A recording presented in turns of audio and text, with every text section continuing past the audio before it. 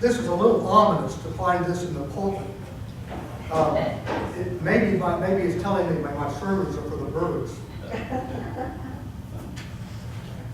You know, an arduous trip, one that's long, takes a long time, it's hard to make, becomes more bearable when you know what awaits you at the end. In the 1980s, Carol was going to join me on a business trip to London. I've been there 3 times, but this would be her first time. An investment banker for our company had recommended a small hotel in central London. So we went online. I think the internet was invented then. Maybe we just asked the hotel to send us a brochure. We discovered that 11 Cadogan Gardens was a 5-star luxury boutique hotel in the affluent Knightsbridge area of London. It was frequented by diplomats and art dealers, and soon 2 young people from faithful artists. Think about our trip to get there. I don't know if any of you ever flew on scheduled skyways, but they had a plane called a square engine that looked like a cigar tube. We had a commute to DFW, then a long wait there for our transatlantic flight. Then the even longer flight that crossed 6 time zones. Now, if you've traveled abroad, which I suspect many of you have, then you come into customs. All of the attention that you got on the airplane is gone. You're in a long line of folks undoing their bags and things like that. And then an interminable cab ride into town with your head bobbing from exhaustion. Well, knowing the elegance that awaited us made that long trip more than bearable. You know, I'll bet you too have drooled over a travel brochure or a website showing some distant location. Today's gospel account of Jesus' transfiguration is an attempt by him to show his disciples a view of coming attractions. In some ways, it's a tragic view. In others, it's infinitely divine. It's a way of showing them that there is a glory that death cannot suppress. Context is always important. Let's put the Transfiguration event in context. Just before Jesus became dazzlingly white, he had asked his disciples, after 3 years of traveling with them, preaching to them, teaching them, healing them and others in their presence, he said, "Who do people say that I am?" Some people consider you to be Elijah, that first among the Old Testament prophets that we heard about in the Old Testament reading that Nash had so beautifully read this morning, where he was assumed into heaven. No rotting corpse, no burial, just taken body and soul straight up to the afterworld. Others replied that Jesus is thought to be his cousin, John the Baptist. But old Peter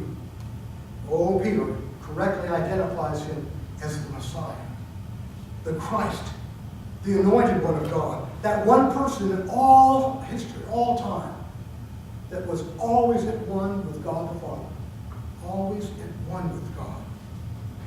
Now Jesus knew that those blessed disciples would misinterpret his being a Messiah as a head-knocking, name-taking autocrat. So he wanted to put it into context. He predicted for the first of 3 times that he would be killed and would rise from the dead. Jesus didn't bask in that glorious identification as Messiah for very long, did he? And Jesus knew that this would be devastating news to his followers. So he took 3 members of his inner circle up the mountaintop. The mountaintop for a place where humans encounter God. You remember Moses on Mount Sinai, where he was given the 10 Commandments? From that mountaintop, he and his disciples would then head south to Jerusalem, where he would be crucified. He needed to assure them that this death march would not be in vain. He would give them a glimpse of what lay ahead, like 11 Cadogan Gardens, or your travel brochures, damp from drooling. By becoming dazzlingly white, just filled with divinity, he would assure them that there is a glory that death cannot suppress. Like the disciples, you and I are about to embark on a journey. It's a 40-day journey called Lent. Okay, you sticklers for detail know that it's more than 40 days between Ash Wednesday and Easter. But Sundays don't count. Well, they count. They count as feast days. Sundays are always feast days of celebrating the resurrection of Jesus. So our journey will take us to, and thank goodness through, the passion of Jesus, to his resurrection, which we celebrate on Easter Day. When I was a child, I always associated Lent as giving things up. Often that meant not eating candy. I'm pretty good at not eating candy. Sometimes it meant not telling lies, and I wasn't quite so good at that. Sometimes it meant not thinking about girls, and I never could do that. I always wondered if this self-denigration was intended to make me feel like I was a bad person. That's probably my problem, because there's nothing wrong with fasting, giving up things in Lent, if it has the positive effect of making us more faithful followers of Christ.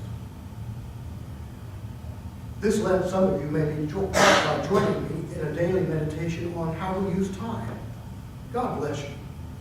In the creation accounts in the Bible, time is the first thing that God calls holy. From the book of Genesis, but on the seventh day, God finished the work that he had done, and he rested on the seventh day from all the work he had done. So God blessed the seventh day, and he called it holy, because on it, God rested from all the work that he had done in creation. Others of you may have your own Lenten disciplines planned. God will bless them too. Regardless of what dark places our Lenten journey take us to, never forget the bright, divine light that Jesus shines in our paths in Lent, and for that matter, in every day of our lives. Because as he showed us on the Mount of Transfiguration, there is a glory that death cannot suppress.